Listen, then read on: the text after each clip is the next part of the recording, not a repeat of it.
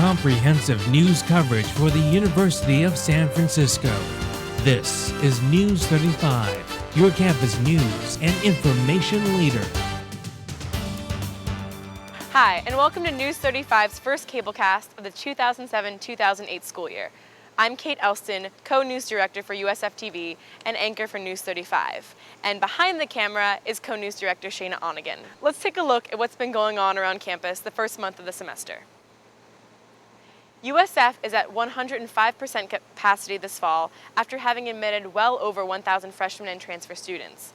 While this overpopulation is impressive and exciting for USF, it has contributed to some bulging in the dorm rooms. In July, incoming USF freshman Robert Movini got a letter in the mail confirming that he'd have a Gilson dorm room this fall. Thing is, because of a campus space crunch, he'd be living with not one, but two roommates. I didn't really know what to expect, but when I actually got into the room and saw that the room was that size and there was 3 beds, 3 dressers, 3 desks, and only 2 closets and not much room to walk, I thought, oh, I'm not going to be in my room for long.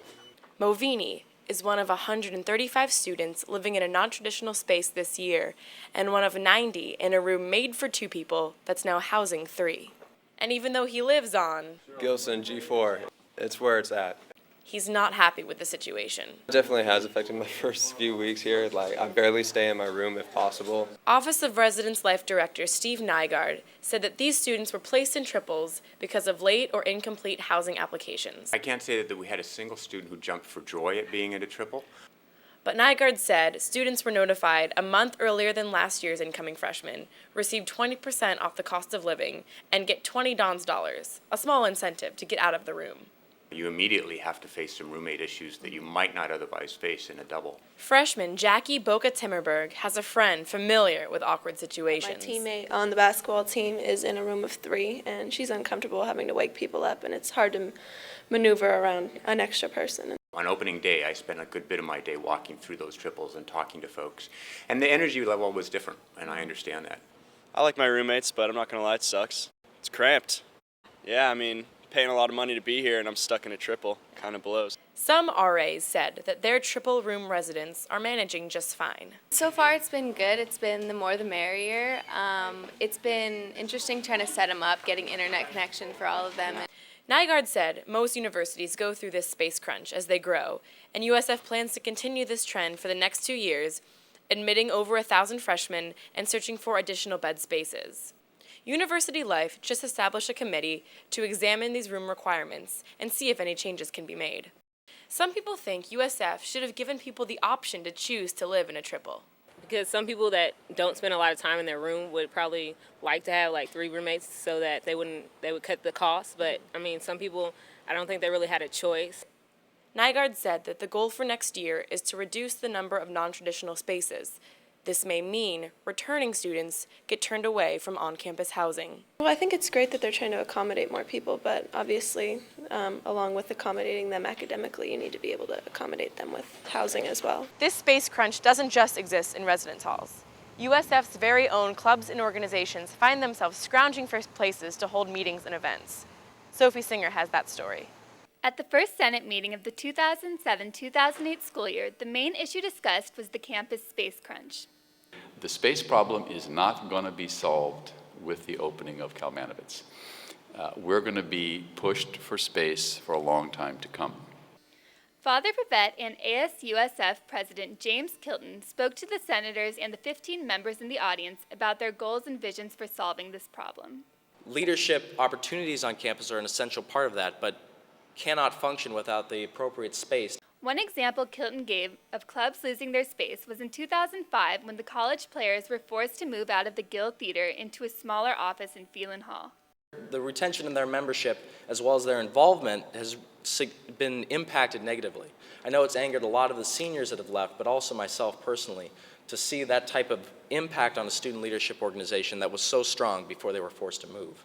The Foghorn, USF's student-run newspaper, is the next club scheduled to lose its office space. The university ministry, which resides in the offices next door, is looking for additional meeting and prayer space for other religions. This means the Foghorn will be forced to look for a new home.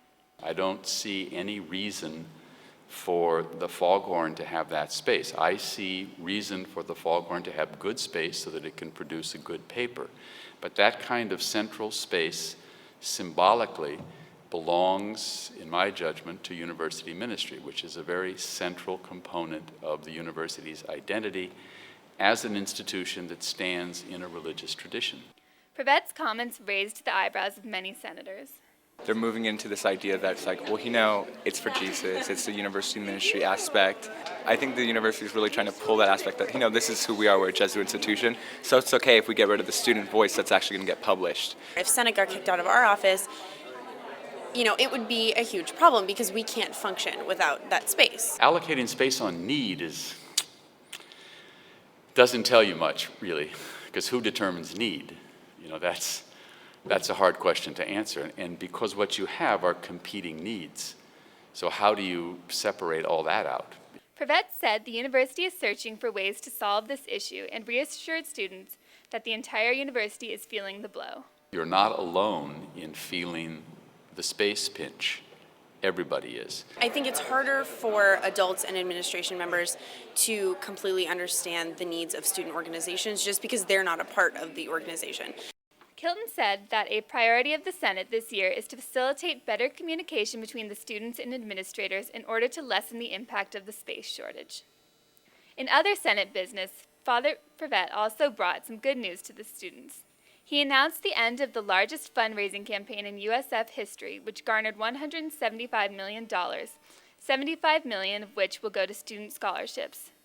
Privette also said that in the past 5 years, USF has become more selective in its acceptance, admitting only 66% of applicants, down from 83% 5 years ago. You are a much brighter group than 10 years ago. I'm Sophie Singer with News 35.